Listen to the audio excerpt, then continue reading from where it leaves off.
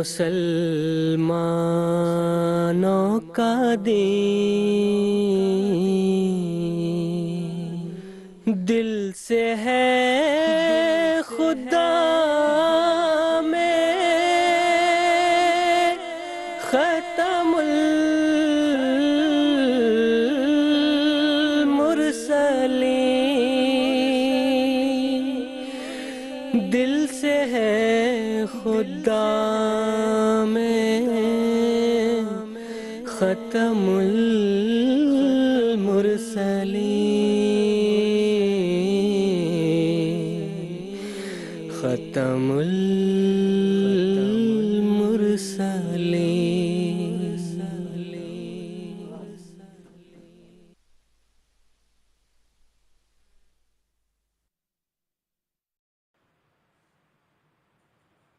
ഔദുബില്ലാഹി മിനശ്ശൈത്വാനിർ റജീം ബിസ്മില്ലാഹിർ റഹ്മാനിർ റഹീം. പ്രിയപ്പെട്ട പ്രേക്ഷകരെ, അസ്സലാമു അലൈക്കും വറഹ്മത്തുള്ളാഹി വബറകാതുഹു. പ്രിയപ്പെട്ട പ്രേക്ഷകരെ, ഇന്ന് 5 ഒക്ടോബർ 2024 ഇന്ത്യയിൽ ഇപ്പോൾ 10 മണിയാണ് രാത്രി. GMT അടിസ്ഥാനത്തിൽ ഇപ്പോൾ 4:30 മണിയാണ്. ഈ സമയം രാഹുദയുടെ സമയമാണ്. പ്രിയപ്പെട്ട പ്രേക്ഷകരെ, ഖാദിയാൻ ധാരണമാൽ നിന്ന് ലൈവ് ഡിസ്കഷനുമായിട്ടാണ് നാം നിങ്ങളോടൊപ്പം ചേരുന്നത്. 4 സീരീസ് ആയിട്ടാണ് ഈ പരിപാടി ഉള്ളത്. നമ്മുടെ റെഗുലർ വ്യൂവേഴ്സ് അറിയുന്നതാണ് അവർക്ക്. രാഹുദ എന്നുള്ള പ്രോഗ്രാം ലൈവ് ആയതോടൊപ്പം തന്നെ ഇൻട്രാക്റ്റീവ് ആയിട്ടുള്ള പ്രോഗ്രാമാണ്.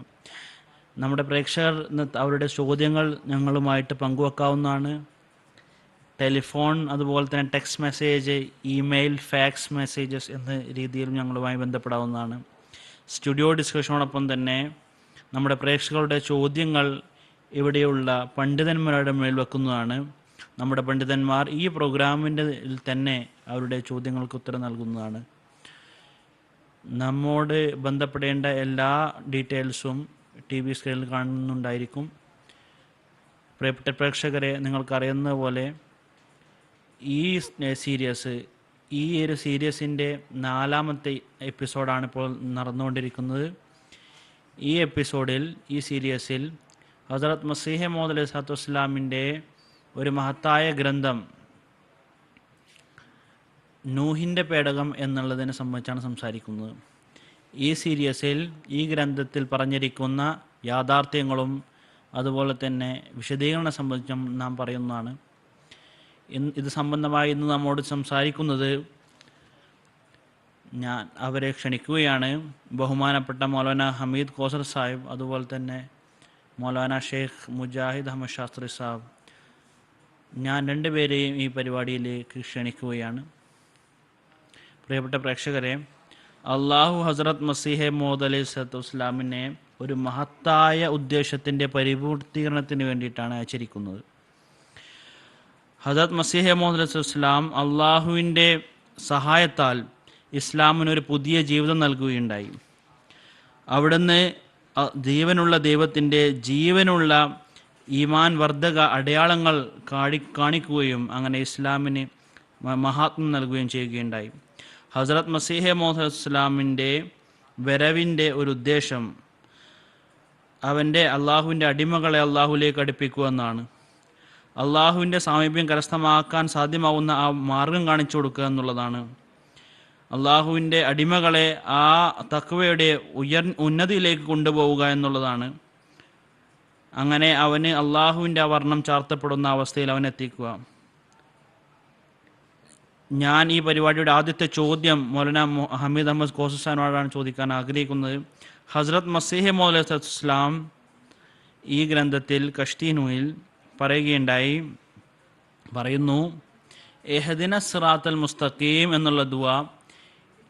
ഈ ഒരു ദുആയിൽ ഭൗതികവും അതുപോലെ തന്നെ ദീനീപരമായിട്ടുള്ള എല്ലാ ഉദ്ദേശങ്ങളെയും പരിപൂർത്തീകരണത്തിന് വേണ്ടിയിട്ട് ഒരു താക്കോൽ എന്ന നിലയിലാണ് ഈ ഒരു ദുആ ഉള്ളത്. ഇത് സംബന്ധമായിട്ട് വിശദീകരണം പറഞ്ഞു തന്നാൽ.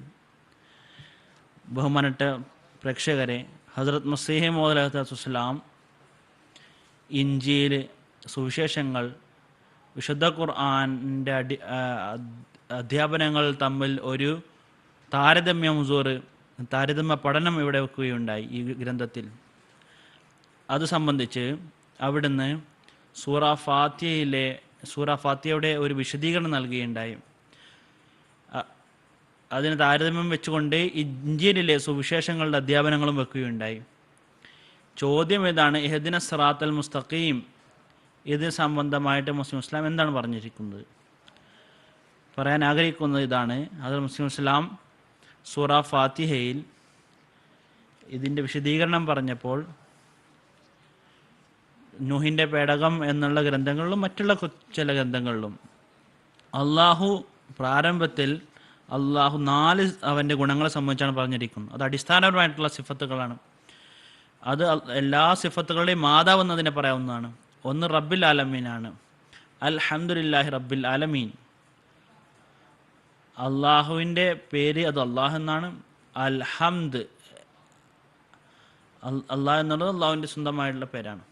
പിന്നെ 4 അവൻ്റെ ഗുണങ്ങളാണുള്ളത്. ഒന്ന് റബ്ബ്, അതായത് പരിപാലകൻ. എല്ലാ ലോകത്തിൻ്റെയും അവൻ പരിപാലിക്കുന്നവൻ, എല്ലാ ആവശ്യങ്ങളെയും പൂർത്തീകരിക്കുന്നവനാണ്. ഇത് അവൻ്റെ റുബൂബിയത്ത് എന്നുള്ള ഗുണമാണ്. രണ്ടാമത്തെ ഗുണം അത് റഹ്മാൻ എന്നുള്ളതാണ്. ചോദിക്കാതെ തന്നെ നൽകുന്നവൻ, അളവറ്റ രീതിയിൽ നൽകുന്നവൻ.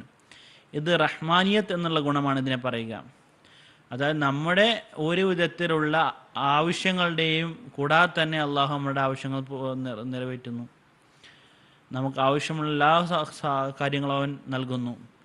പിന്നെയുള്ള ഗുണമാണ് റഹീമിയത്ത്, വീണ്ടും വീണ്ടും കരുണ ചെയ്യുന്നവൻ. നാലാമത്തേതാണ് മാലിക്കിയത്ത്, അതായത് ഉടമസ്ഥൻ, അവസാന നാളിലെ ഉടമസ്ഥൻ. ഈ 4 സിഫത്തുകൾ സൂറ ഫാത്തിഹയിൽ ഒരു വ്യക്തി വായിക്കുമ്പോൾ റുബൂബിയത്ത്, അതുപോലെ തന്നെ റഹ്മാനിയത്ത്, റഹീമിയത്ത്, അതുപോലെ തന്നെ മാലിക്കിയത്ത്, മാലിക് യൗമിദ്ദീൻ. അതിനുശേഷം അവൻ്റെ ദുആ പിന്നെ അവിടുന്ന് തുടങ്ങുകയാണ്. ഇയ്യാക നഅ്ബുദു, അല്ലയോ എൻ്റെ അല്ലാഹ്, ഞാൻ വെറും നിന്നെയാണ് ആരാധിക്കുന്നത്. എൻ്റെ മുമ്പിൽ മറ്റ് ഒരു അസ്തിത്വവും ആരാധനക്കർഹനായിട്ടില്ല. എനിക്ക് മറ്റൊരു ആരാധനക്കർഹനായ മറ്റാരുമില്ല. ഇതിനുശേഷം ദുആ ചെയ്യുന്നു, ഇയ്യാക നസ്തഈൻ, സഹായം അത് ഞാൻ നിന്നോട് മാത്രമാണ് തേടുന്നത്, മറ്റാരോടും ഞാൻ തേടുന്നില്ല. ഈ തേടൽ, ഈ ദുആ, അതിൽ ആദ്യത്തെ കാര്യം അവൻ ചോദിക്കുന്നത് ഇഹ്ദിന സിറാത്തൽ മുസ്തഖീം എന്നുള്ളതാണ്. അല്ലയോ അല്ലാഹ്, എനിക്ക് നേരായ മാർഗം നീ കാണിച്ചു തരിക. ഇഹ്ദിന, എനിക്ക് മാർഗദർശനം നൽകുക, എന്നെ നടത്തുക, എനിക്ക് കാണിച്ചു തരിക. സിറാത്ത് എന്നുള്ളതിൻ്റെ അർത്ഥം മാർഗം എന്നുള്ളതാണ്. മുസ്തഖീം എന്നുള്ളതിൻ്റെ അർത്ഥം ചുരുക്കമുള്ള പാത, അതുപോലെ തന്നെ നേരായ പാത, അതായത് യഥാർത്ഥ ലക്ഷ്യത്തിലേക്ക് എത്തുന്ന പാത. സിറാത്ത് അല്ലദീന അൻഅംത അലൈഹിം, അല്ലയോ അല്ലാഹ്, ആ മാർഗത്തിൽ എന്നെ ചലിപ്പിക്കുക.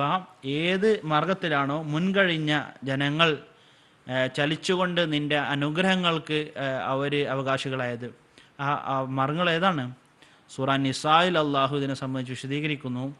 വമൻ യുതിഇല്ലാഹു വറസൂലഹു ഫൗലൈക മഅല്ലദീന അൻഅമ അല്ലാഹു അലൈഹിം മിനൻ നബിയ്യിന വസിദ്ദീഖീന വശുഹദാഇ വസാലിഹീന വഹസുന ഉലൈക റഫീഖ. ആ സിറാത്ത്, ആ മാർഗം എന്താണ്? അതിനുള്ള വിശദീകരണം ഇവിടെയാണ്. വമൻ യുതിഇല്ലാഹു വറസൂലഹു, ആ മാർഗം ഇതാണ്: അള്ളാഹുവും മുഹമ്മദ് സല്ലല്ലാഹു അലൈഹി വസല്ലമയെയും അനുസരിക്കുന്നവൻ. അവന് ഈ ആത്മീയ നിലവാരങ്ങൾ, പദവികൾ നാം നൽകുന്നതാണ്. നബി, സിദ്ദീഖ്, സാലിഹ്, ഷഹീദ്. ഈ ഉമ്മത്തിന് വേണ്ടിയിട്ട് നബി എന്നുള്ള നുബുവത്തിൻ്റെ സ്ഥാനം ലഭിക്കുന്നവർ ഈ ഉമ്മത്തിലുണ്ടായിരിക്കുന്നതാണ്. ഇതാണ് ആദ്യത്തെ കാര്യം. രണ്ടാമത്തെ കാര്യം ഇതാണ്: എല്ലാ മുസ്ലിം ദിവസത്തിൽ 5 നേരം ഇഹ്ദിന സിറാത്തൽ മുസ്തഖീം എന്ന് ദുആ ചെയ്യുന്നു. അവൻ്റെ എന്ത് ലക്ഷ്യമുണ്ടായാലും, ഉദാഹരണത്തിന് ഒരു ഡോക്ടറാണ്, ആ ഡോക്ടർ ഒരു രോഗിയെ നോക്കുകയാണ്. ഈ രോഗം എന്താണെന്ന് അവൻ മനസ്സിലാവുന്നില്ല, എന്ത് മരുന്ന് കൊടുക്കണമെന്ന് മനസ്സിലാവുന്നില്ല. അവൻ ഈ ദുആ ചെയ്യുകയാണെങ്കിൽ ഇഹ്ദിന സിറാത്തൽ മുസ്തഖീം എന്നുള്ള ദുആ, അല്ലയോ എനിക്ക് അള്ളാഹ് എനിക്ക് നേരായ മാർഗം നൽകുക എന്നുള്ള ദുആ ചെയ്യുകയാണെങ്കിൽ, അത് ഫലമായിക്കൊണ്ട് അവന് യഥാർത്ഥ രോഗം മനസ്സിലാക്കുകയും ആ ഒരു മരുന്ന് എന്ത് കൊടുക്കണമെന്ന് മനസ്സിലാക്കുകയും. അതുപോലെ തന്നെ ഒരു കർഷകൻ ദുആ ചെയ്യുകയാണെങ്കിൽ ഇഹ്ദിന സിറാത്തൽ മുസ്തഖീം, അവൻ്റെ കാര്യങ്ങൾ അത് അള്ളാഹു നൽകുന്നതാണ്. അതുപോലെ തന്നെ ഒരു വിദ്യാർത്ഥി അത് ദുആ ചെയ്യുകയാണെങ്കിൽ അവൻ്റെ പഠനപരമായിട്ടുള്ള കാര്യങ്ങൾ അള്ളാഹു നേരായി കൊടുക്കുന്നതാണ്. ഈ കാലഘട്ടത്തിൽ ഹദ്റത്ത് മസീഹ് മൗഊദ് ഇസ്ലാം ഇത് എഴുതുമ്പോൾ ഈ ഇസ്ലാമിൻ്റെ എതിരാളികൾ പല രീതിയിലുള്ള ആക്ഷേപങ്ങൾ ഉന്നയിക്കുകയായിരുന്നു. അവരിൽ ക്രൈസ്തവ ജനങ്ങളുണ്ടായിരുന്നു, ആര്യക്കാരുണ്ടായിരുന്നു, മറ്റു മതസ്ഥരുമുണ്ടായിരുന്നു. അവരിൽ വീണ്ടും വീണ്ടും ഉന്നയിക്കപ്പെടുന്നൊരു ആക്ഷേപം ഇതാണ്: ഒരു മുസ്ലിം എല്ലാ ജീവിതം മുഴുവൻ ദുആ ചെയ്യുന്നതിന് സിറാത്തൽ മുസ്തഖീം, എന്താ അവന് നേരായ മാർഗം ലഭിക്കുന്നില്ലേ? അവന് ലഭിച്ചിട്ടുണ്ടെങ്കിൽ പിന്നെന്തിനാണ് അവൻ ദുആ ചെയ്യുന്നത്? ഇത് ഒരു ആക്ഷേപമാണ്. മുസ്ലിങ്ങൾ പണ്ഡിതന്മാർ പുതിയ തലമുറകളുടെ ഹൃദയത്തിൽ ഒരു വിധത്തിലുള്ള പ്രശ്നം ഇതുണ്ടാക്കുന്നു. യാഥാർത്ഥ്യം ഇതാണ്: സിറാത്തെ മുസ്തഖീം എന്നുള്ള കാര്യം അള്ളാഹു പറഞ്ഞിരിക്കുന്നു. സിറാത്തുൽ മുസ്തഖീം അവൻ പഠിപ്പിച്ചു തന്നിരിക്കുന്ന ഈ ദുആ, ഇത് ഒരിക്കലും അവസാനിക്കാത്തൊരു പാതയാണ്. ഈ ഒരു പാതയ്ക്ക് ഒരു അവസാനമില്ല. അത് അള്ളാഹുവിൻ്റെ പ്രീതിയുടെ ആ ഒരു ലക്ഷ്യമാണ്. മനുഷ്യൻ അവിടെ അതിൻ്റെ പരമോന്നതിയിലെത്താൻ മനുഷ്യന് സാധിക്കുകയില്ല. ഉദാഹരണത്തിന് അള്ളാഹു പറയുന്നു, വല്ലദീന തഖദൗ സാദഹും ഹുദൻ, ആർക്കാണോ ഹിദായത്ത് ലഭിക്കുന്നത് അവർക്ക് വേണ്ടി വീണ്ടും ഞാൻ അവരുടെ നേർമാർഗം വർദ്ധിപ്പിച്ചു കൊണ്ടേയിരിക്കുന്നുവെന്ന്. വർദ്ധിപ്പിച്ചു അവൻ കൊണ്ടുവരുന്നു. ഒരു ഉദാഹരണം ഇതാണ്. ഉദാഹരണത്തിന് അള്ളാഹു വിശുദ്ധ ഖുർആനിൽ മുഹമ്മദ് സല്ലല്ലാഹു അലൈഹി വസല്ലമിനോട്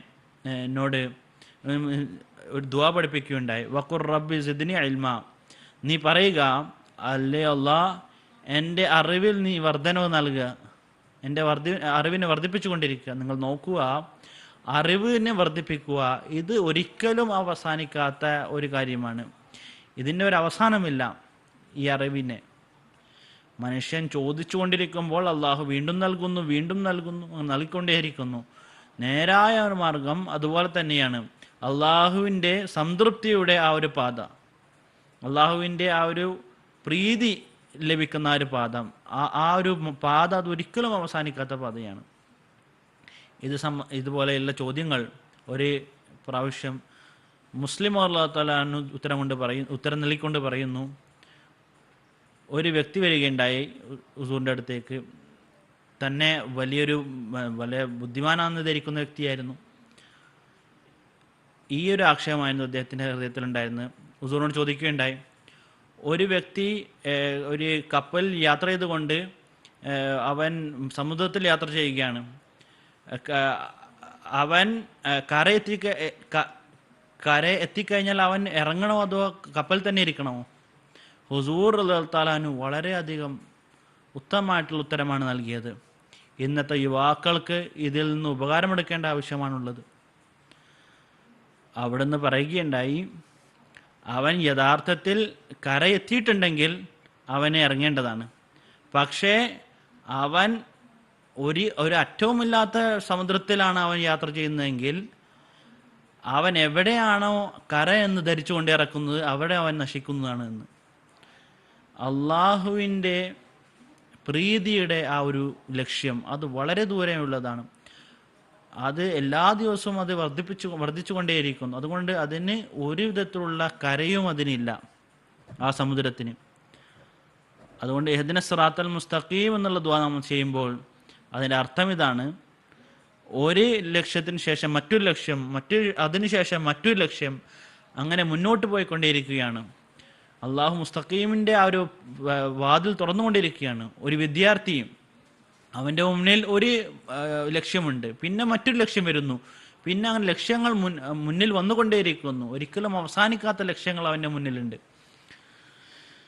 അപ്പം ഇതാണ് ഇഹ്ദിന സിറാത്തൽ മുസ്തഖീമിൻ്റെ ദുആ അർത്ഥമാക്കുന്നത്. ഒരിക്കലും അവസാനിക്കാത്ത ദുആയാണ്. ഇതിൻ്റെ ഉദാഹരണം മറ്റൊരു ഗ്രന്ഥത്തിലുമില്ല. ആരാണോ എന്ത് ഉദ്ദേശത്തിന് വേണ്ടിയിട്ടും, നല്ല ഉദ്ദേശത്തിന് വേണ്ടിയിട്ട് അവൻ ദുആ ചെയ്യുന്നത്, ഉദ്ദേശങ്ങൾക്ക് വേണ്ടിയിട്ട് ആ ദുആ തീർച്ചയായും സ്വീകരിക്കപ്പെടുന്നതാണ്. ഏത് മാർഗമാണോ സ്വീകരിക്കേണ്ടത് അത് അനുവദനീയമായിട്ടുള്ള മാർഗമായിരിക്കണം അവൻ സ്വീകരിക്കേണ്ടത്. അപ്പോൾ മാർഗം എന്നുള്ളത് വളരെ അനിവാര്യമായ കാര്യമാണ് എൻ്റെ ലക്ഷ്യത്തിലേക്ക് എത്താൻ. ഉദാഹരണത്തിന് നമുക്ക് ഇവിടുന്ന് ഡൽഹിയിലേക്ക് പോകണമെങ്കിൽ യഥാർത്ഥത്തിലുള്ള മാർഗം നമുക്കറിയേണ്ടതാണ്. ഏത് മാർഗത്തിലൂടെ പോയാലാണ് നമുക്ക് അവിടെ എത്താൻ സാധ്യമാവുക എന്നുള്ളത് നമുക്കറിയേണ്ടതാണ്. തെറ്റായ മാർഗത്തിൽ നാം സഞ്ചരിക്കുകയാണെങ്കിൽ മുഴുവൻ ജീവിതം സഞ്ചരിച്ചാൽ നമുക്ക് അവിടെ എത്താൻ സാധ്യമല്ല.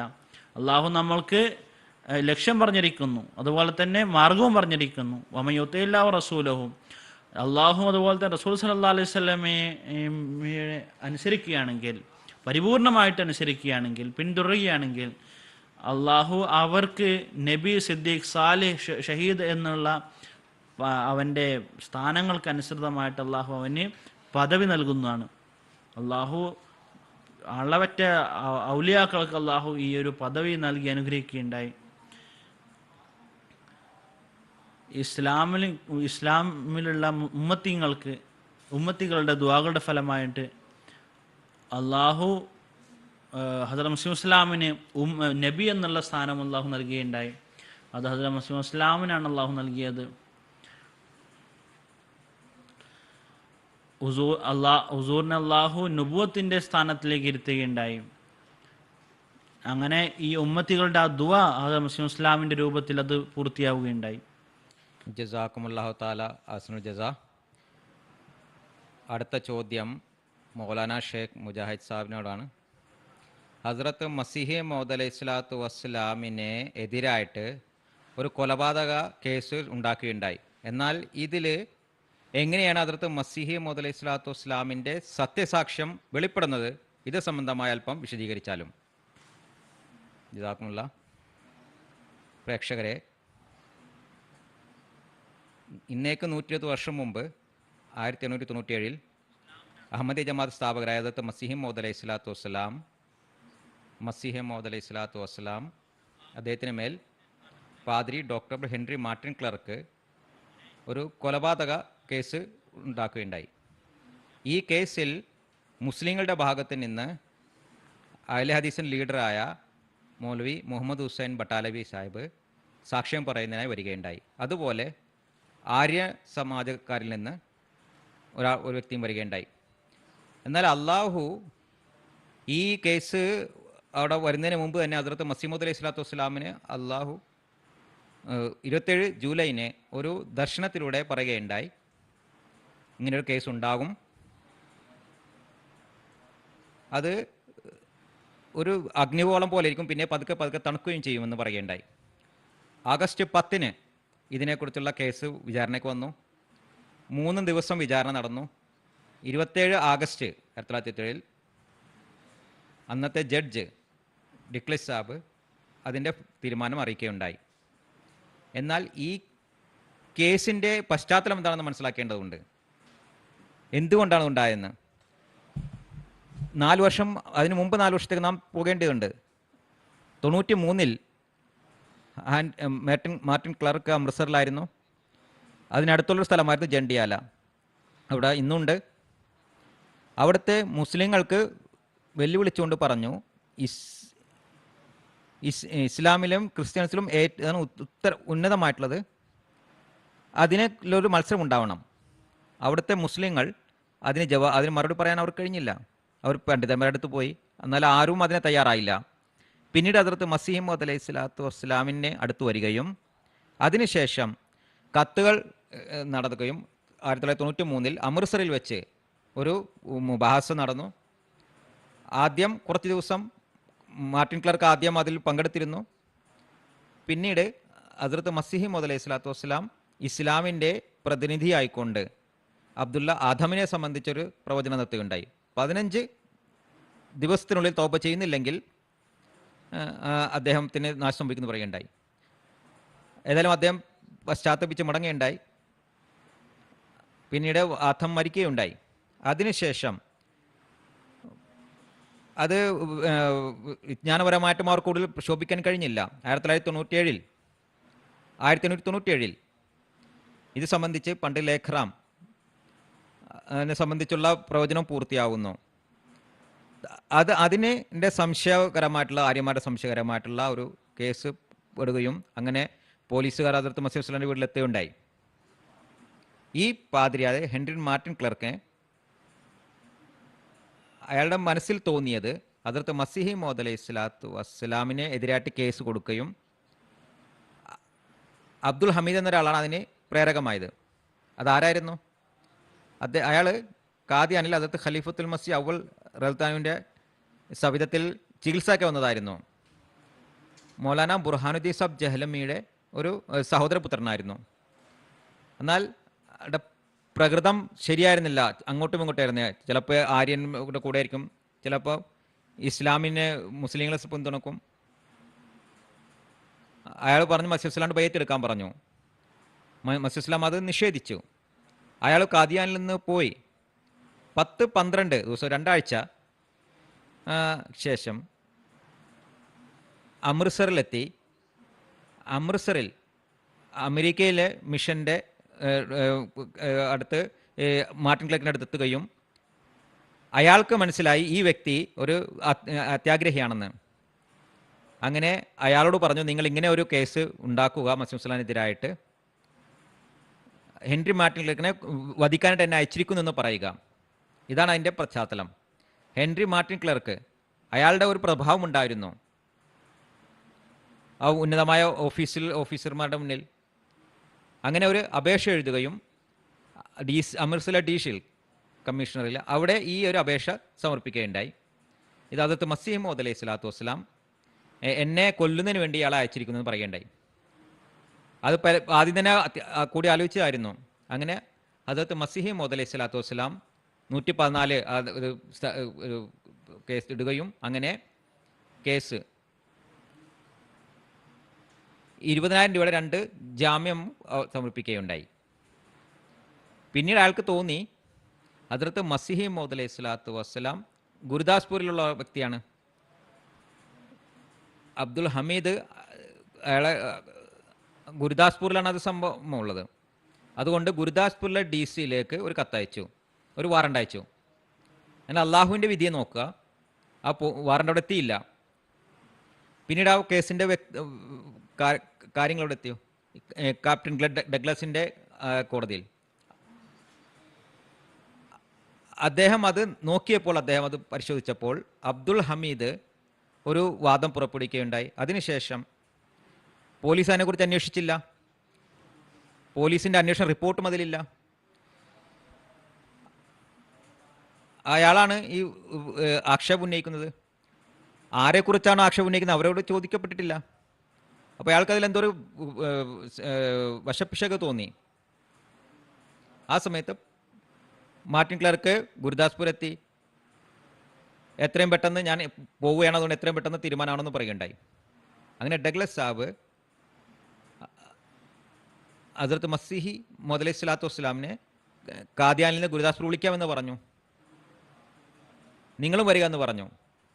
വന്നതിന് ശേഷം 2 പേരെയും വെച്ചുകൊണ്ട് വിചാരണ നടത്തുമെന്ന് പറയുകയുണ്ടായി.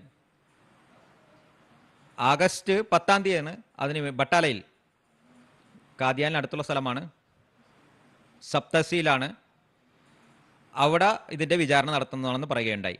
ഹസ്രത്ത് മസീഹി മൗഊദ് അലൈഹി സ്വലാത്തു വസ്സലാം ആഗസ്റ്റ് 10, 1897 ഖാദിയാനിൽ നിന്ന് ബട്ടാലിലെത്തി. നടപടികൾ തുടങ്ങുന്നതിന് മുമ്പ് ഡഗ്ലസ് അദ്ദേഹത്തെ മസീഹ് വസ്സലാം നോക്കുകയുണ്ടായി. അദ്ദേഹത്തിൻ്റെ ആ മുഖത്തെ ആ നന്മയും പ്രകാശവും അദ്ദേഹം ദർശിക്കുകയുണ്ടായി.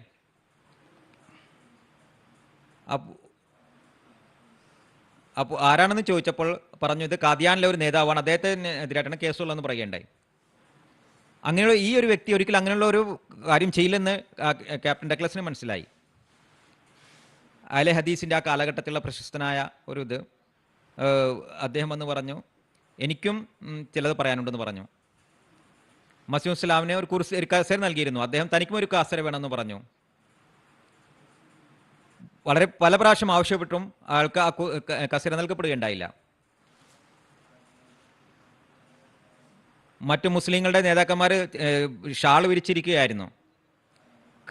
ക്രിസ്ത്യാനികളുടെ ഭാഗത്തു നിന്നും മുസ്ലിങ്ങളുടെ ഭാഗത്തു നിന്നും എല്ലാം സാക്ഷി പറയാൻ ആളുകൾ എത്തിയിരുന്നു. പിന്നീട് അതിൻ്റെ തീരുമാനം ഉണ്ടായപ്പോൾ വിചാരണയ്ക്ക് ശേഷം കപ്താൻ ഡഗ്ലസ് സാഹിബ് അതിനെക്കുറിച്ച് ചിന്തിക്കുകയും അദ്ദേഹം പറയുകയും ചെയ്തു, അബ്ദുൽ ഹമീദ് ജമാഅത്ത് അഹ്മദിയുടെ സ്ഥാപകരായ മാർട്ടിൻ ക്ലർക്കിനെ കൊല്ലാനായിട്ടാണ് അയച്ചിരുന്നെങ്കിൽ തീർച്ചയായിട്ടും അത് ആ വ്യക്തിയുടെ അടുത്തലുണ്ടാവേണ്ടത്, മറ്റ് പോലീസുകാരുടെ അടുത്ത് ഉണ്ടാവേണ്ടിരുന്നത്. എന്നാൽ ഓരോ 2 ദിവസം കൂടുമ്പോഴും പാതിരി അയാളെ കൊണ്ട് പല കാര്യങ്ങളും പറയിപ്പിക്കുന്നു. ബട്ടാലയിൽ വന്നപ്പോഴും പുതിയ പുതിയ വാദങ്ങൾക്ക് പറയുകയുണ്ടായി. പാതിരികളുടെ കസ്റ്റഡിയിൽ നിന്നും മാറ്റി പോലീസിൻ്റെ കസ്റ്റഡിയിൽ കൊടുത്തു കേട്ടപ്പോൾ അവിടുത്തെ പോലീസുകാരുടെ റിമാൻഡിൽ വന്നപ്പോൾ അയാൾ പെട്ടെന്ന് എല്ലാ കാര്യങ്ങളും പറഞ്ഞു, ഇത് എനിക്ക് എന്നെ ഇങ്ങനെ കൊല്ലാൻ വേണ്ടി അയച്ചതല്ല. ഡഗ്ലസ് സാഹിബ് പറഞ്ഞ തീരുമാനത്തിൽ 3 കാര്യങ്ങളുണ്ടായിരുന്നത്. അബ്ദുൽ ഹമീദ് അയാളിൽ ഒരു ധൈര്യമില്ല, ഒരാളെ കൊല്ലാനുള്ള ധൈര്യം അയാൾക്കില്ല. രണ്ടാമത്തത്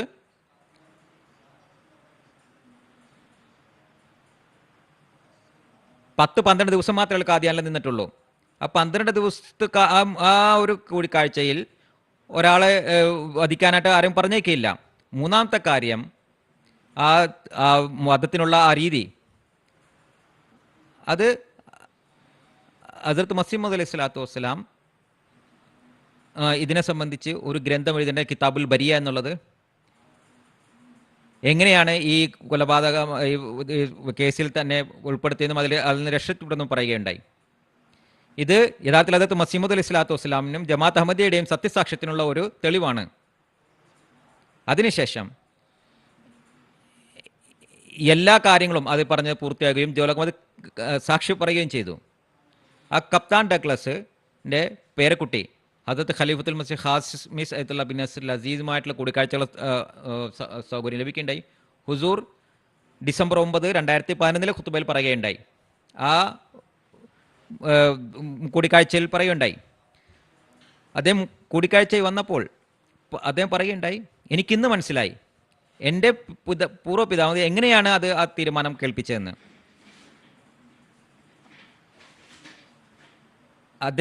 അന്നുണ്ടായിരുന്ന ആ വ്യക്തി ഇന്ന് മുഴുവൻ ലോകത്തും പ്രശസ്തനാണ്. ആ കാലഘട്ടത്തിലും ഈ കേസ് ഒരു സത്യസാക്ഷ്യമായിരുന്നു. ഹദ്റത്ത് മസീഹ് മൗഊദ് അലൈഹി സ്വലാത്തു വസ്സലാം സത്യസാക്ഷ്യത്തെ ലോകത്തിന് മുന്നിൽ വെളിപ്പെടുത്തുകയുണ്ടായി. ഒരു നൂറ്റാണ്ടിന് ശേഷം ഇന്നും അദ്ദേഹത്തിൻ്റെ വംശത്തിൽ നിന്നുള്ള വ്യക്തി ആ കാര്യം വീണ്ടും ഊട്ടിയുറപ്പിക്കുകയുണ്ടായി.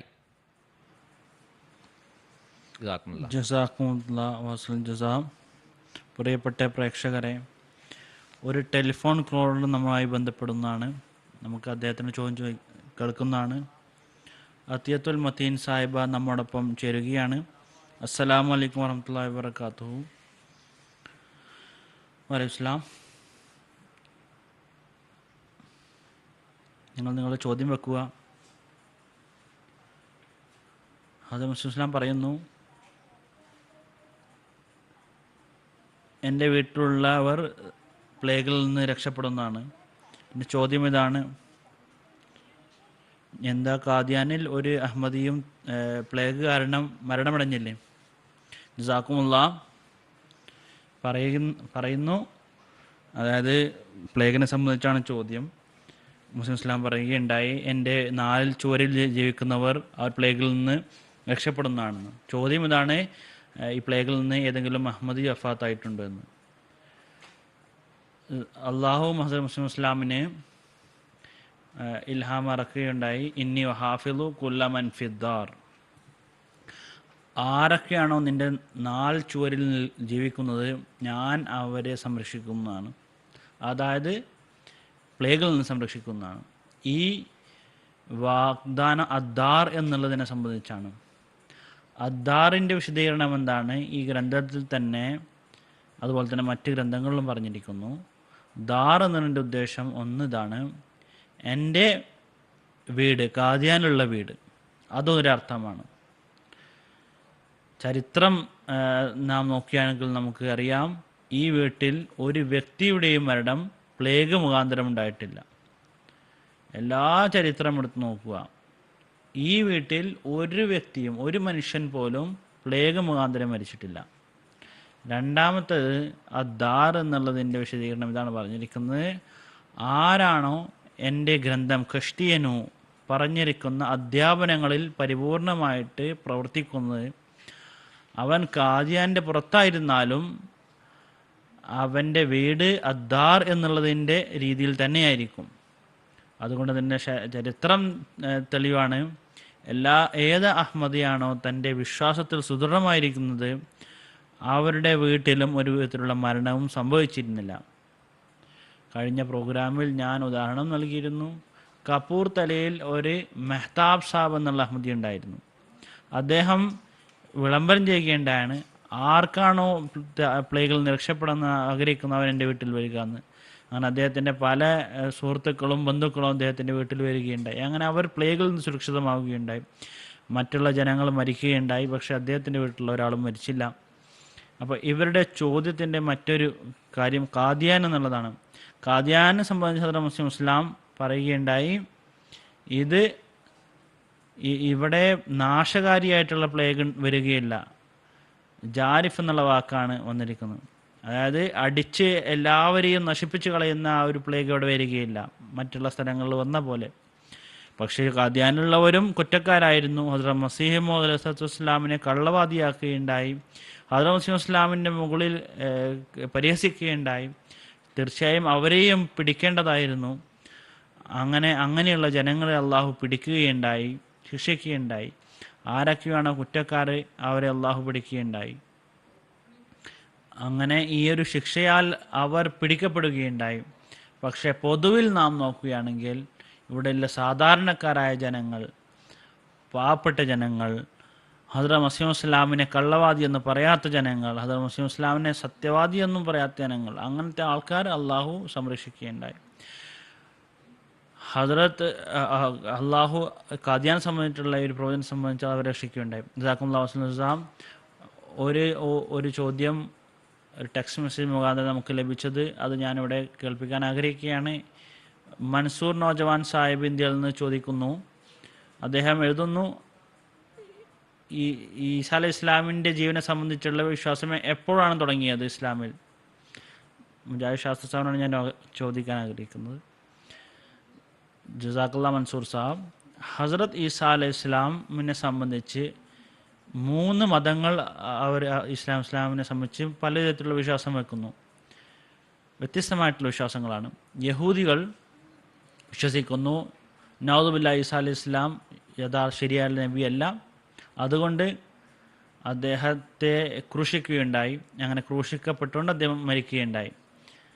അതുപോലെ തന്നെ ക്രൈസ്തവർ വിശ്വസിക്കുന്നു അവർ നബുവത്തിൻ്റെ സ്ഥാനത്ത് നിന്ന് ഉയർത്തിക്കൊണ്ട് അദ്ദേഹത്തെ ദൈവത്തിൻ്റെ പുത്രനാക്കിയിരിക്കുകയാണ്. മുസ്ലിങ്ങൾ പറയുന്നത് അദ്ദേഹം നബിയായിരുന്നു, പക്ഷേ എന്നിട്ടും അള്ളാഹു അദ്ദേഹത്തിനെ ക്രൂശിക്കാൻ വേണ്ടി തയ്യാറായപ്പോൾ അദ്ദേഹത്തിന് ഈസാ അലൈഹി ഇസ്ലാമിനെ പോലുള്ള മറ്റൊരു വ്യക്തിയെ ക്രൂശിക്കുകയുണ്ടായി. അങ്ങനെ ഈസാ അലൈഹി ഇസ്ലാം ആകാശത്തേക്ക് ഉയർത്തുകയുണ്ടായി. മുസ്ലിങ്ങളുടെ ബഹുഭൂരിപക്ഷങ്ങളും ജനങ്ങളും ഇതാണ് വിശ്വസിക്കുന്നത്. ഈസാ അലൈഹി ഇസ്ലാം 24 നൂറ്റാണ്ടുകളായിട്ട് ഈസാ അലൈഹി ഇസ്ലാം ആകാശത്താണ് ജീവിച്ചിരിക്കുന്നത്. ഹസ്രത്ത് മസീഹ് ഇസ്ലാം തുടക്ക കാലഘട്ടങ്ങളിൽ ഈസാ അലൈഹി ഇസ്ലാമിൻ്റെ ജീവനെ സംബന്ധിച്ച് വിശ്വസിച്ചിരുന്നു. പക്ഷെ അള്ളാഹു വീണ്ടും വീണ്ടും ഇൽഹാം ഇറക്കുകയുണ്ടായി. മസീഹ് ഇബ്നു മറിയം മരിച്ചിരിക്കുന്നു എന്ന് അള്ളാഹു പറയുകയുണ്ടായി. അവൻ്റെ നിറത്തിൽ നീയാണ് വന്നിരിക്കുന്നത് എന്ന് പറയുകയുണ്ടായി. ഇസാലെ അവഹാമിൽ 1890 അള്ളാഹു അറിയിക്കുകയും അതുപോലെ തന്നെ ഹുസൂർ വിളംബരം ചെയ്യുകയുണ്ടായി. അങ്ങനെ ഹുസൂർ തിരുമനസ് വിശുദ്ധ ഖുർആനിൽ നിന്നും ചരിത്രങ്ങളിൽ നിന്നും എല്ലാ തെളിവുകളിൽ നിന്നും വെച്ചുകൊണ്ട് പറയുകയുണ്ടായി ഈസാ അലൈഹി ഇസ്ലാം വഫാത്തായി പോയിരിക്കുന്നു എന്ന്. അദ്ദേഹത്തിൻ്റെ ആകാശത്തേക്ക് പോകുന്ന ഒരു തെളിവുമില്ല എന്ന് അവിടുന്ന് പറയുകയുണ്ടായി. ആ ചോദ്യം ഇതാണ്, വിശുദ്ധ ഖുർആൻ എന്താണ് പറയുന്നത്? വിശുദ്ധ ഖുർആൻ സപ്പോർട്ട് ചെയ്യുന്നില്ല.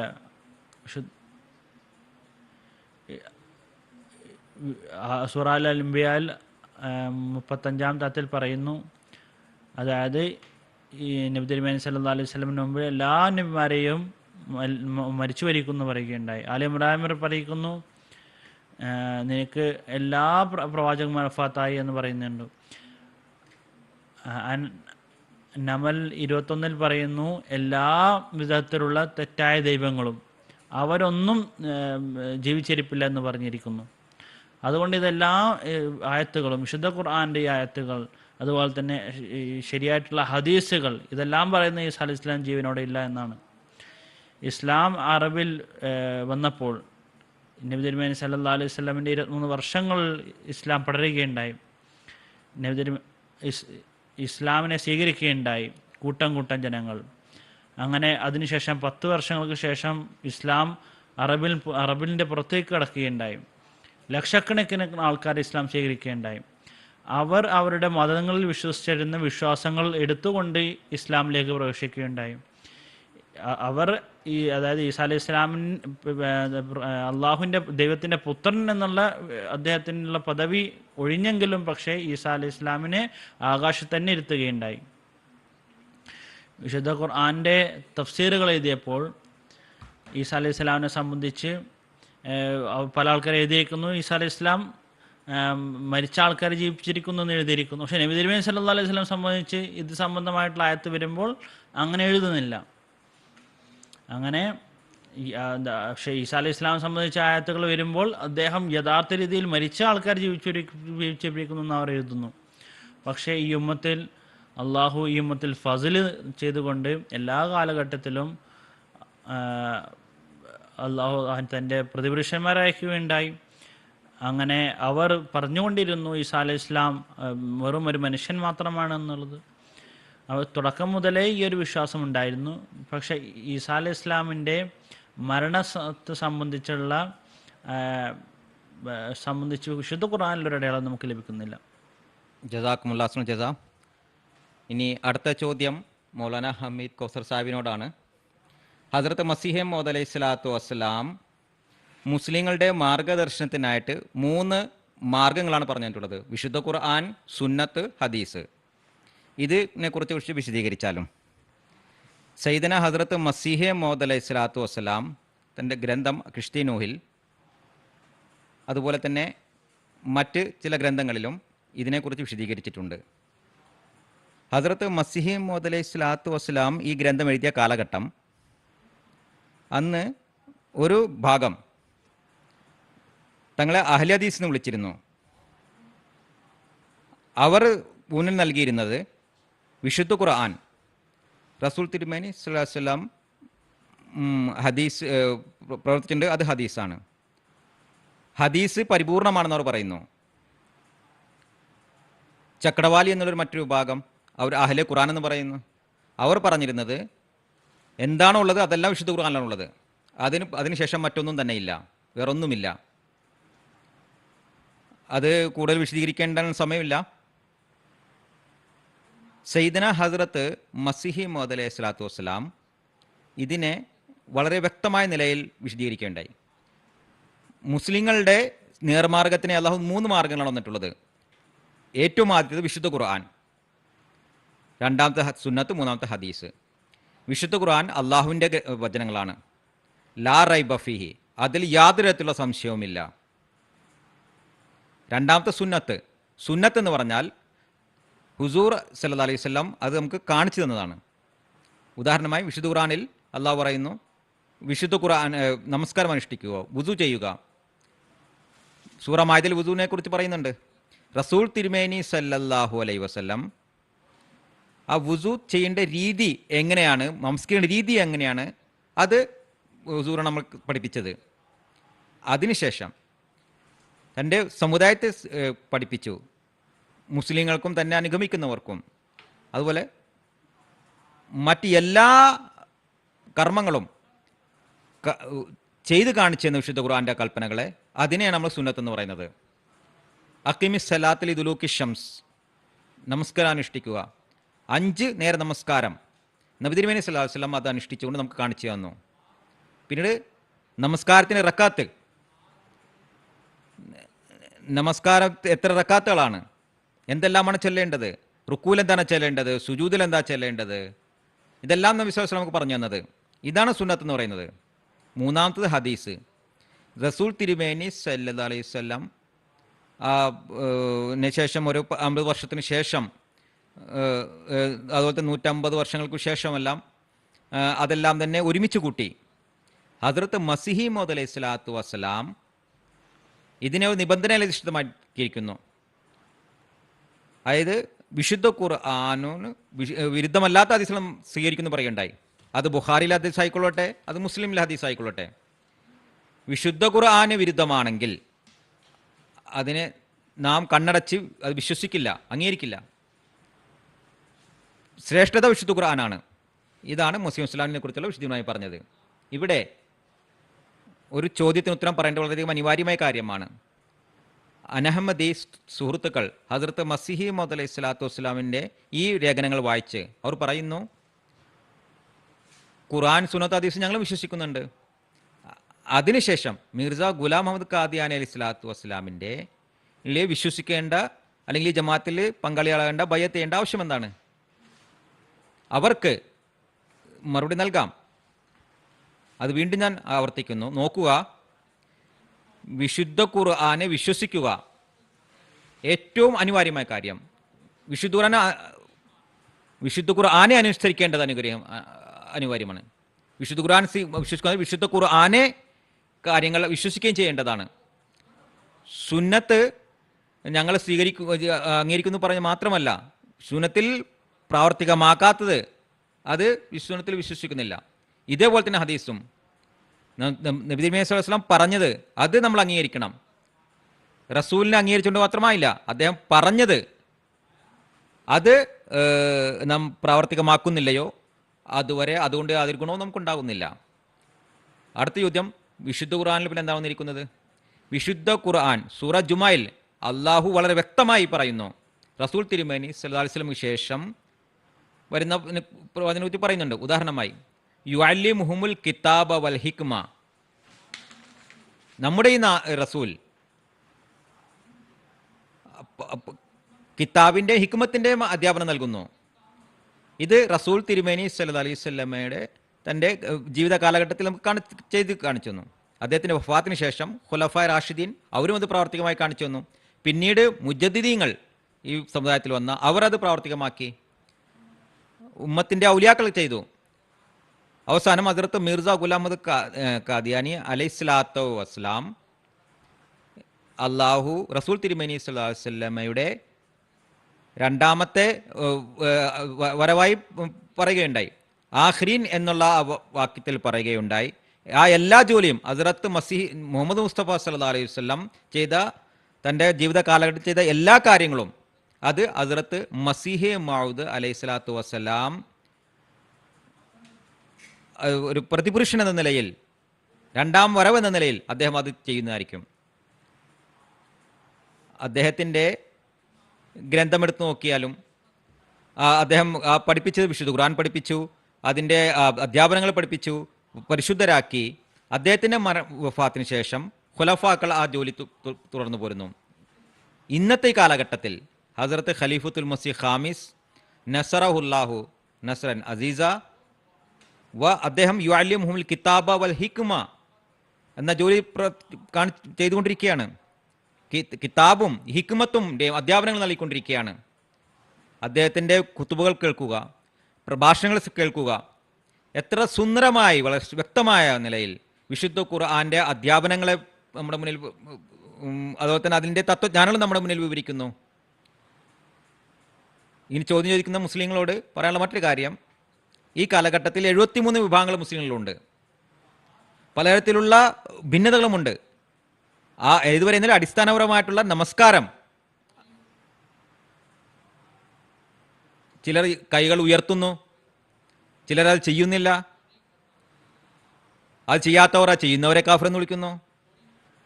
ചിലർ പറയുന്നു വുദു ഇങ്ങനെ ചെയ്യണമെന്ന് പറയുന്നു, ഇങ്ങനെ ചെയ്യരുതെന്ന് പറയുന്നു.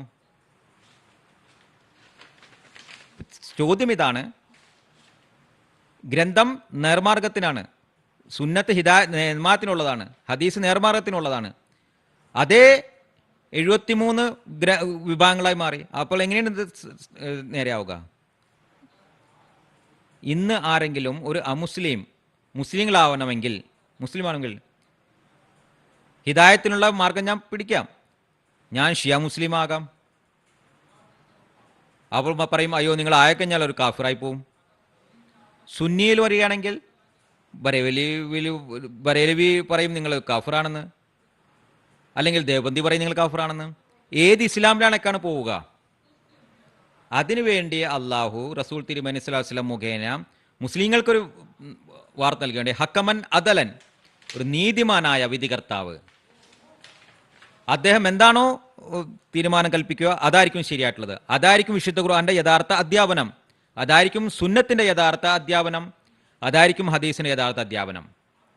ഇനി നോക്കുക, ഇന്നത്തെ കാലഘട്ടത്തിൽ ഹദ്റത്ത് ഖലീഫത്തുൽ മസ് ഖാമിസ് അയ്ദുല്ലാഹു തആല ബിൻ നസ്രിൽ അസീസ് വെർച്വൽ മീറ്റിംഗ് മുഖേന സാധാരണ ആൾക്കാർ അദ്ദേഹത്തോട് ചോദ്യങ്ങൾ ചോദിക്കുന്നു.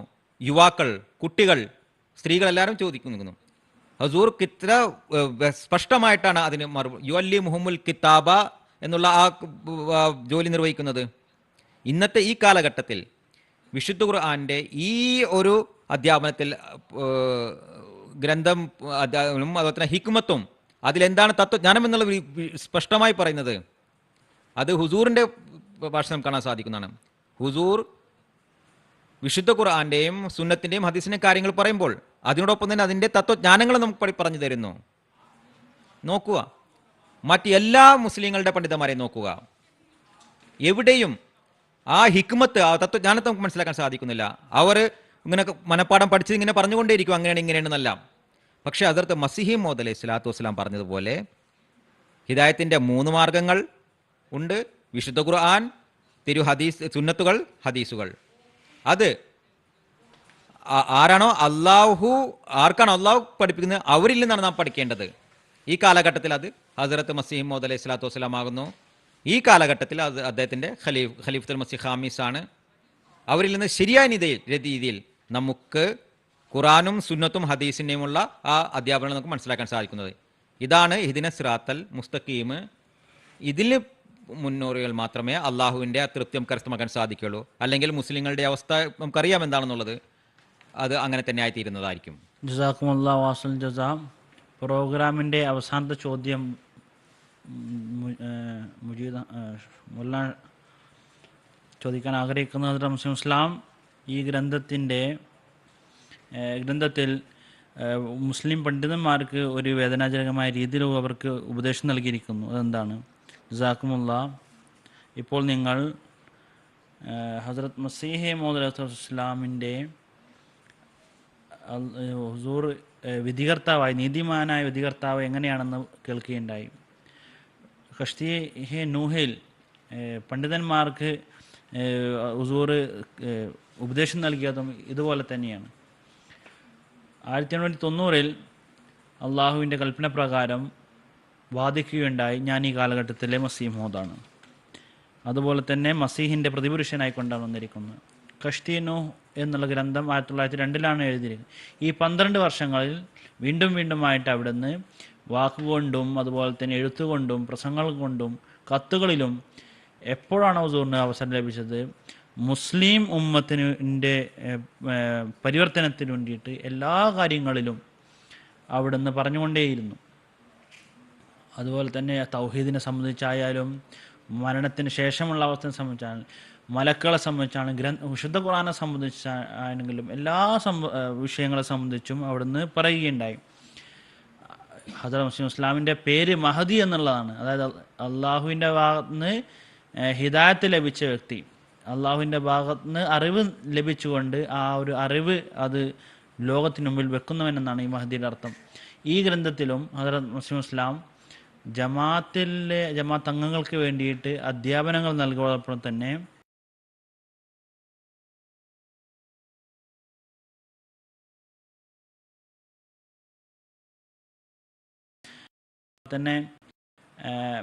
വളരെ സാഹിത്യപരമായ രീതിയിൽ എങ്ങനെയാണ് ആ ഒരു അധ്യാപനങ്ങളെന്ന് വെക്കുകയുണ്ടായി.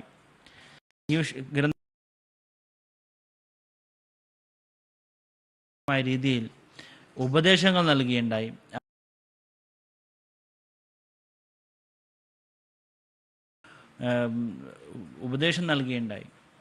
ആരാണോ സത്യത്തിൽ നടക്കണമെന്ന് ആഗ്രഹിക്കുന്നത് അവർക്ക് വേണ്ടിയിട്ട് ഹുസൂർ ഉപദേശങ്ങൾ നൽകിയിട്ടുണ്ടായി. അതുപോലെ തന്നെ ആ കാലഘട്ടത്തിലെ പണ്ഡിതന്മാർക്കും ഹുസൂർ പല ഉപദേശങ്ങൾ നൽകിയിരിക്കുകയുണ്ടായി.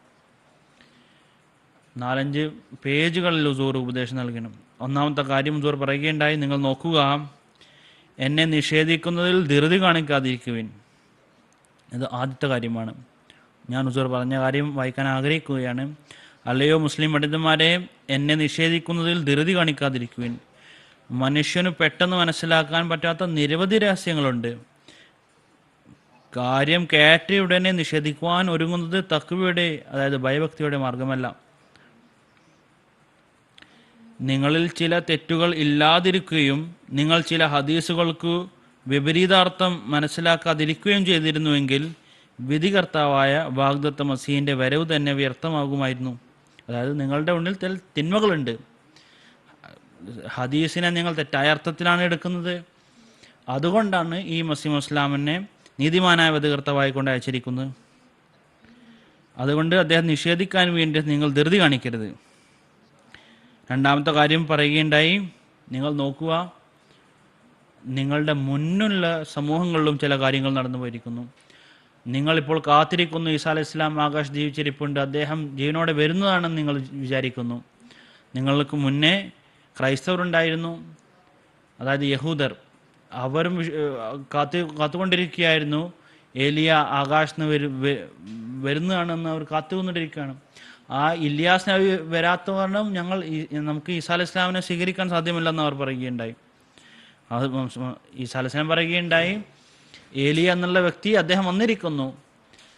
അദ്ദേഹം പറഞ്ഞു, ഞാൻ തന്നെയാണ് മസീഹ്. ആരാണോ സ്വീകരിച്ചത് അവർ വിജയിക്കുകയുണ്ടായി, ആരാണ് സ്വീകരിക്കാതിരുന്നത് അവർ നശിക്കുകയുണ്ടായി. നിങ്ങളുടെ മുന്നിൽ കഴിഞ്ഞു പോയിരിക്കുന്ന സമൂഹങ്ങളിൽ നിങ്ങൾ പാഠമെടുക്കുക എന്ന് പറയുകയുണ്ടായി. എന്നോട് പറയുകയുണ്ടായി, പണ്ഡിതന്മാരോട് പറയുകയുണ്ടായി, നിങ്ങളുള്ള തെറ്റായുള്ള വിശ്വാസങ്ങൾ, അതിൽ ഒരു തെറ്റായ വിശ്വാസം ജിഹാദിനെ സംബന്ധിച്ചാണ് അവിടെ പറയുകയുണ്ടായി. ദീനിൻ്റെ കാര്യത്തിൽ ഒരു വിധത്തിലുള്ള ബലാത്കാരവുമില്ല. നിങ്ങൾ നോക്കുക, നമ്മൾ ഇത് നോക്കുകയാണെങ്കിൽ ഈ വിശ്വാസത്തിൻ്റെ സംബന്ധിച്ച് നാം നോക്കുക, ഒരു കക്ഷി മുസ്ലിങ്ങളുടെ മറ്റൊരു മുസ്ലിങ്ങളുടെ മുകളിൽ കാഫിറാണെന്ന് പറയുന്നു. എന്തെങ്കിലും തെറ്റ് അവരെന്ന് സംഭവിച്ചാൽ അവനെ മുസ്ലിം അല്ലാത്ത രീതിയിൽ അവനോട് പെരുമാറുന്നു. അങ്ങനെ തമ്മിൽ യുദ്ധം ചെയ്യുകയും ചെയ്യുന്നു. അതുപോലെ തന്നെ ഇതുവരെ എന്നാൽ തമ്മിൽ പള്ളികൾ അവർ നശിപ്പിക്കുന്നു. ഇതെല്ലാം ഒരു സാധാരണ സംഭവമായിരിക്കുകയാണ്. ഇതെല്ലാം ആ ഒരു തെറ്റായ അധ്യാപനത്തിൻ്റെ ഫലമാണ്. ഹദ്റത്ത് മസീഹ് ഇസ്ലാം ഇന്ന് 122 വർഷങ്ങൾക്ക് മുന്നേ പറയുകയുണ്ടായി, ഇത് ഇസ്ലാമിൻ്റെ ഭാഗമല്ല. ഈ അധ്യാപനങ്ങൾ ഇസ്ലാം സമാധാനത്തിൻ്റെ അധ്യാപനം നൽകുന്ന ബന്ധമാണ്. ഖുർആൻ വ്യക്തമായി പറഞ്ഞിരിക്കുന്നു, ലാ ഇക്റാഹ ഫിദ്ദീൻ, ദീനിൽ ഒരു വിധത്തിലുള്ള ബലാത്കാരവുമില്ല. പിന്നെ അവിടുന്ന് പറയുകയുണ്ടായി പണ്ഡിതന്മാരോട്, നിങ്ങൾ നോക്കുക, ഈസാ നബിയെ നിങ്ങൾ കാത്തിരിക്കുന്നു, അദ്ദേഹം തെളിവുകൾ വെച്ചുകൊണ്ട് തൻ്റെ കാര്യങ്ങൾ പറയുന്നതാണ്. അദ്ദേഹം ഒരു ബലാത്കാരവും കൊണ്ടായിരിക്കില്ല വരിക.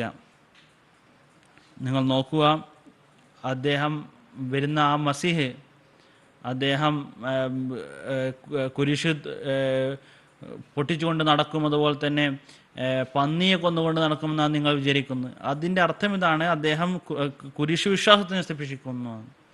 അതുപോലെ തന്നെ അവരുടെ വിശ്വാസങ്ങൾ അതിനെ നശിപ്പിക്കുന്നതാണെന്നാണ് ക്രൈസ്തവരുടെ. ഹദ്റത്ത് മസീഹ് ഇസ്ലാമിന് ശേഷമുള്ള ഖലീഫമാർ തുടർന്നുകൊണ്ട് ഒരു നൂറ്റാണ്ടിന് പരമായിട്ട് ഈ ക്രൈസ്തവരുടെ ഈ ഒരു വിശ്വാസത്തെ പൊളിച്ചുകൊണ്ടിരിക്കുകയാണ്. ഹദ്റത്ത് മസീഹ് ഇസ്ലാമിനെ സ്വീകരിച്ചതിൻ്റെ ഫലമായിക്കൊണ്ട്, ഹദ്റത്ത് മസീഹ് ഇസ്ലാമിൻ്റെ ഖലീഫമാരുടെ നേതൃത്വത്തിൻ്റെ ഫലമായിക്കൊണ്ട് മുഴുവൻ ലോകത്തും ഇസ്ലാമിൻ്റെ സമാധാനത്തിൻ്റെ അധ്യാപനം നാം നൽകുകയാണ്. ഈ മുസ്ലിം പണ്ഡിതന്മാർ ആ സമയത്ത് ആ ഒരു മസീഹ് ഇസ്ലാമിൻ്റെ കാര്യം സ്വീകരിച്ചിരുന്നുവെങ്കിൽ അതിൻ്റെ ഫലമായിക്കൊണ്ട് മുസ്ലിങ്ങൾ ഈ ലോകത്തുള്ള ഈ അവസ്ഥ, മോശമായിട്ടുള്ള അവസ്ഥ ഇന്ന് രക്ഷപ്പെടുമായിരുന്നു. ഞാൻ എല്ലാ മുസ്ലിങ്ങളോടും അഭ്യർത്ഥിക്കുകയാണ്, വളരെയധികം ഹൃദയത്തിൽ സത്യം വെച്ചുകൊണ്ട് നിങ്ങൾ ഈ കാര്യത്തിൽ നിങ്ങൾ ചിന്തിക്കുക. ഹദ്റത്ത് ഈ ഒരു ശിക്ഷ നമ്മുടെ മുകളിൽ എന്തിനാണ് വന്നത് നിങ്ങൾ ചിന്തിക്കുക. വരാൻ നിൽക്കുന്ന വ്യക്തി വന്നു കഴിഞ്ഞിരിക്കുന്നു. അദ്ദേഹം വിളംബരം ചെയ്തു, സത്യത കൊണ്ട് നിങ്ങൾ എൻ്റെ ഭാഗത്തേക്ക് വരിക, മുഴുഭാഗത്തും വന്യമൃഗങ്ങളാണ്, എന്നിൽ വരുന്നതിൽ തന്നെയാണ് നിങ്ങളുടെ നല്ലതുള്ളത്. അതുകൊണ്ട് ഞാൻ എല്ലാവരോടും അഭ്യർത്ഥിക്കാൻ ആഗ്രഹിക്കുന്നത്, അവർ അള്ളാഹുവിൻ്റെ ആ ഒരു പ്രതീകാംക്ഷയ്ക്കുമെങ്കിൽ ഹസ്രത്ത് മുസ്ലിം ഇസ്ലാമിനെ സ്വീകരിക്കുക, ഹസ്രത്ത് മുസ്ലിം ഇസ്ലാമിനെ പൂർണ്ണ സത്യഹൃദയത്തോടെ സ്വീകരിക്കുക.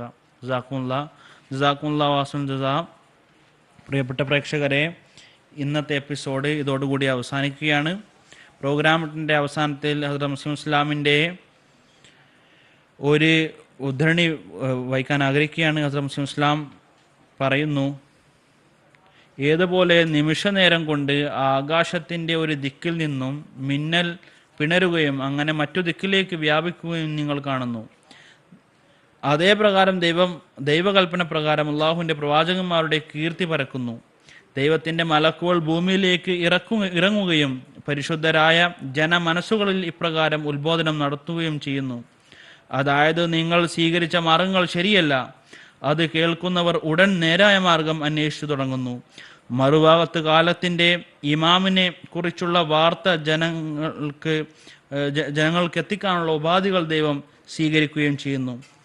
പ്രത്യേകിച്ച് ഇന്നത്തെ കാലഘട്ടത്തിൽ കുറച്ച് ദിവസങ്ങൾ തന്നെ ഒരു പേരെടുത്ത കൊള്ളക്കാരൻ ലോകം മുഴുവൻ കുപ്രസിദ്ധനായിത്തീരുന്നു. എന്നിരിക്കെ എപ്പോഴും ദൈവത്തിൻ്റെ തുണയുള്ള ദൈവദാസർക്ക് പ്രസിദ്ധി ലഭിക്കുകയില്ലേ? അവർ അജ്ഞതയിൽ തന്നെ തുടരുമോ? അള്ളാഹു അവർക്ക് പ്രസിദ്ധി നൽകുന്നതാണ്. എൻ്റെ സമയത്ത് വിവിധ രാജ്യങ്ങളുടെ പരസ്പര ബന്ധം, റെയിൽവേ, കമ്പി, തപാൽ, കരമാർഗം, കടൽ മാർഗമുള്ള ഗതാഗത സൗകര്യങ്ങൾ, ഇങ്ങനെയുള്ള എല്ലാ സൗകര്യങ്ങളും വർദ്ധിച്ചിരിക്കുകയാണ്. എങ്ങനെയെന്നാൽ എല്ലാ രാജ്യവും ഒരു രാജ്യമായി തീർന്നിരിക്കുകയാണ്. ഹഖീഖത്തുൽ വഹി, വാള്യം, പേജ് നമ്പർ 170-171. മറ്റൊരു മറുഭാഗത്ത് പറയുന്നു, ജരിയുല്ലാഫി ഹുലൈൽ അംബിയ എന്നുള്ള കാര്യം, അതായത് സകല പ്രവാചകന്മാരുടെയും വേഷത്തിലുള്ള ദൈവത്തിൻ്റെ യോദ്ധാവ് എന്ന വാചകം വളരെ വിശദീകരണം അറിയിക്കുന്ന കാര്യമാണ്. അതായത് ഈ ബറാഹിൻ അഹമ്മദിയ 5-ാം വാല്യത്തിൽ, അതായത് ഹദ്റത്ത് മുസ്ലിം ഇസ്ലാമിൻ്റെ ഉള്ളിൽ എല്ലാ പ്രവാചകന്മാരുടെയും ഗുണങ്ങൾ ഉൾക്കൊള്ളുന്നു എന്നാണ് ഈ ഒരു പ്രവചനത്തിൽ പറഞ്ഞിരിക്കുന്നത്. അള്ളാഹു മുൻ പ്രവാചകന്മാരോട് ചെയ്ത വിവിധ വർണ്ണങ്ങളിൽ രീതിയിലുള്ള സഹായങ്ങളും അതുപോലെ തന്നെ അള്ളാഹുവിൻ്റെ ആ ഒരു സ്നേഹവും ഹദ്റത്ത് മുസ്ലിം ഇസ്ലാമിൻ്റെ ഒപ്പോഴും ഉണ്ടായിരിക്കുന്നതാണ്. അവൻ വെളിപ്പെടുത്തിയിട്ടുണ്ട് ഈ കാര്യം, അത് തുടർന്നുകൊണ്ടിരിക്കും. ഇക്കാര്യം വെറും ഇസ്രായേലി പ്രവാചകന്മാരുടെ മാത്രമുള്ള സവിശേഷതയല്ല, മറിച്ച് ലോകത്ത് വന്നിട്ടുള്ള എല്ലാ പ്രവാചകന്മാരുടെയും എല്ലാ സ്വഭാവ ഗുണങ്ങളും എന്നിലുണ്ട് എന്ന് ഹുസൂർ പറയുന്നു. എന്നിൽ ഉടങ്ങിയിട്ടുണ്ട് ആ സ്വഭാവങ്ങൾ. ഇതോടെ തന്നെ ഈ ഒരു എപ്പിസോഡ് ഇവിടെ അവസാനിക്കുകയാണ്.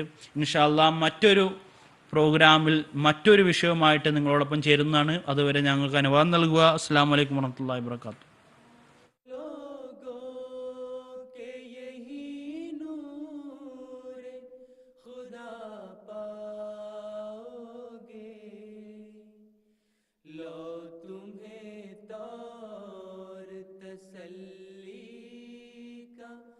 बताया